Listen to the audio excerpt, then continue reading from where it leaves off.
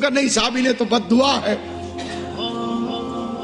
بد دعا بھی ہے تو پھر ایک لمحے کے لیے اگر ہم یہ بھی مان لیں کہ بد دعا ہے تو پھر ہونے دو، اتنی بڑی بیوی کی بد دعا رد تھوڑی ہو سکتی۔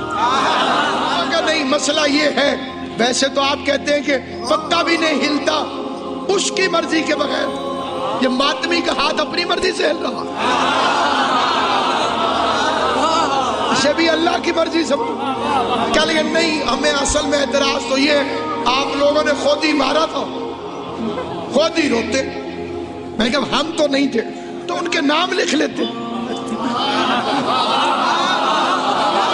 ان کی ولدیتوں کا پتہ کر لیتے، کون کس کا بیٹا تھا، کون کس کا بھانجا تھا، کون کس کا بھتیجا تھا، پھر اکٹھے ہو کر حسین کے قاتلوں پہ لعنت بھی بھیجتے جائیں گے، چہرے بھی دیکھتے جائیں گے کہ خوش کون ہوتا ہے، پریشان کون۔ انویسٹیگیشن ہوگی تو پھر پوری ہوگی، قاتل پکڑا جائے گا، اس کے ابا اماں کا پتہ کیا جائے گا۔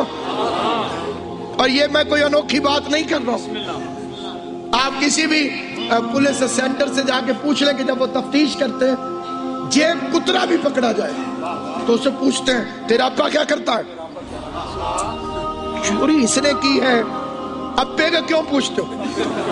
کب فیملی ہسٹری سے تو پتہ چلے گا کہ پورا خاندان ہی چور تو نہیں ہے۔ ہم گھر میں بھی تو بیٹھ کے رو سکتے تھے،